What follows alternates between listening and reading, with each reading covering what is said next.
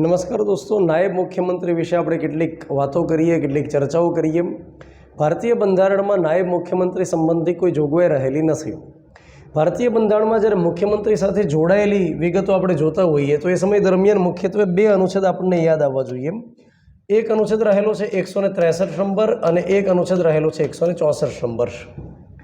163 નંબરની અંદર વિગત રહેલી છે કે રાજ્યપાલને સલાહ સૂચન દેવા માટે થઈ અને મુખ્યમંત્રી સહિતનું મંત્રી પરિષદ રહેશે। રાજ્યપાલને સલાહ દેવા માટે મુખ્યમંત્રી સહિતનું મંત્રી પરિષદ રહેશે। આ પ્રકારની જોગવાઈ કયા અનુચ્છેદમાં છે? 163માં।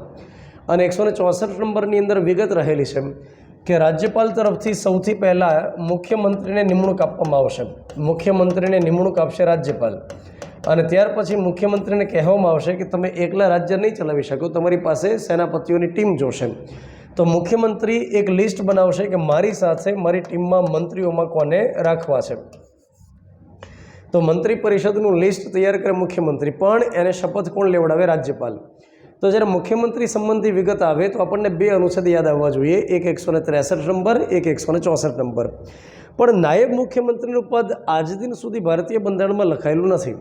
તેમ છતાં આપણે ઘણી બધી વખત એવું જોઈએ છીએ કે મુખ્યમંત્રી એની સાથે નાયબ મુખ્યમંત્રી। તો નાયબ મુખ્યમંત્રી એ આપણે એવું ગણી શકીએ કે પરંપરા રહેલી છે। દોસ્તો, પરંપરાનો મતલબ એ થાય કે જે ભારતીય બંધારણમાં લખ્યું નથી પણ તેમ છતાં સમયાંતરે જેને ફોલો કરવામાં આવે એને શું કહેવાય? એને ટ્રેડિશન કહેવાય, એને પરંપરા કહેવાય। તો નાયબ મુખ્યમંત્રીની નિમણૂક કરવામાં આવે એ ભારતની અંદર રહેલી પરંપરા છે। બેઝિકલી વાત એમ રહેલી છે કે ભારત દેશની અંદર સૌથી પહેલાં જે વડાપ્રધાન બન્યા એનું નામ છે જવાહરલાલ નહેરુ। 1946ની અંદર વચગાળાની સરકાર બનેલી, ઇન્ટ્રીમ ગવર્મેન્ટ। હજુ સુધી દેશ આઝાદ નહોતો થયો એ સમય દરમિયાન વર્ષ 1946માં વચગાળાની સરકાર બની।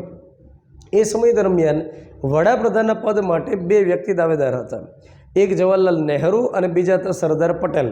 તો એ સમય દરમિયાન ઘટના એ બનેલી કે સરદાર વલ્લભભાઈ પટેલ છે એમણે નાયબ વડાપ્રધાનનું પદ સ્વીકાર્યું। હવે કોઈ જગ્યાએ ઉલ્લેખિત નહોતું પણ તેમ છતાં એ સમય દરમિયાન એમની પરંપરા શરૂ કરી। તો જ્યારે દેશની અંદર વડાપ્રધાનની સાથે નાયબ વડાપ્રધાન જોવા મળ્યા તો એ સમયે રાજ્યોની અંદર મુખ્યમંત્રીમાં આ પરંપરા શરૂ થઈ।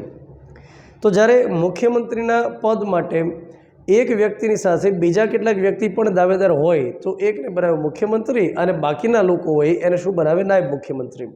ઘણીવાર એવું બને કે જ્યારે કોઈ નેતા છે એટલા મજબૂત નથી, પોતે માનો કે એટલા મહત્વાકાંક્ષી નથી, તો એ સમય દરમિયાન કામગીરીની વહેંચણી કરવા માટે નાયબ મુખ્યમંત્રીનું પદ રહેલું હોય કે અમુક વિભાગ નાયબ મુખ્યમંત્રી પોતે જ સંભાળે અને એની સાથે એક સારું પોર્ટફોલિયો કેબિનેટ એક ખાતું પણ સંભાળતો હોય નાયબ મુખ્યમંત્રી, જેમ કે ગૃહ વિભાગ છે, જેમ કે નાણાં વિભાગ છે, આ પ્રકારના અગત્યના મંત્રાલય પણ નાયબ મુખ્યમંત્રી સંભાળતા હોય।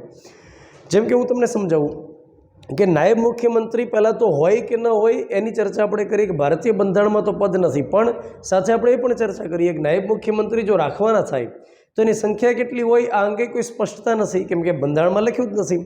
અને સરકારે આજ દિન સુધી નાયબ મુખ્યમંત્રી માટે કે નાયબ વડાપ્રધાન માટે પર્ટિક્યુલર કોઈ નિયમ બનાવ્યા નથી, કોઈ કાયદો બનાવ્યો નથી। તો પરંપરાગત રીતે ચાલ્યું આવે છે। તો નાયબ મુખ્યમંત્રી કેટલા હોય એની સંખ્યા પણ ફિક્સ નથી, એક પણ હોઈ શકે, બે પણ હોઈ શકે। અને તમને જાણીને નવાઈ લાગશે કે વર્ષ 2019ની અંદર વર્ષ 2019માં આંધ્રપ્રદેશની અંદર જ્યારે જગનમોહન રેડ્ડીની સરકાર હતી, જગનમોહન રેડ્ડીની સરકાર, તો એની સાથે નાયબ મુખ્યમંત્રીની સંખ્યા કેટલી હશે? તો એની સાથે 5 જેટલા નાયબ મુખ્યમંત્રી રહેલા હતા, 5 નાયબ મુખ્યમંત્રી। તો અહીંયા આગળ આપણે એવું કહી શકીએ કે નાયબ મુખ્યમંત્રી કેટલા હોય એની સંખ્યા ફિક્સ નથી। ઘણીવાર એવું બને કે ટેકાની સરકાર હોય તો જેની પાસે વધારે સંખ્યા હોય એમાંથી મુખ્યમંત્રી બને અને જે પાર્ટીએ ટેકો આપ્યો હોય એની પાસે ધારાસભ્યની સંખ્યા ઓછી હોય એમાંથી બળ કરી નાયબ મુખ્યમંત્રી તો બનાવડાવી દેતા હોય। તો આ બે પ્રકારની ચર્ચા આપણે કરી। હવે હું તમને સમજાવું કે ગુજરાતની અંદર પરિસ્થિતિ શું રહેલી છે। ગુજરાતની અંદર નાયબ મુખ્યમંત્રીના પદ જોવા મળ્યા અત્યાર સુધીમાં? તો કે હા, અત્યાર સુધીમાં ઘણી બધી વખત એવી ઘટના બની કે મુખ્યમંત્રીની સાથે નાયબ મુખ્યમંત્રીનું પદ પણ રહેલું હોય। જેમ કે આપણે વાત કરીએ કે ગુજરાતમાં જ્યારે ઘનશ્યામ ઓઝા મુખ્યમંત્રી રહેલા હતા, ઘનશ્યામ ઓઝા, તો એની સાથે બે નાયબ મુખ્યમંત્રી રહેલા હતા। એક વ્યક્તિ હતા ચિમન પટેલ અને ત્યાર પછી એક બીજા નાયબ મુખ્યમંત્રી હતા કાંતિભાઈ ઘિયા। ત્યાર પછી દોસ્તો જ્યારે ચિમનભાઈ પટેલની સરકાર હતી, ચિમન પટેલ મુખ્યમંત્રી હતા, એની સાથે કેશુભાઈ પટેલ નાયબ મુખ્યમંત્રી હતા, કેશુભાઈ પટેલ.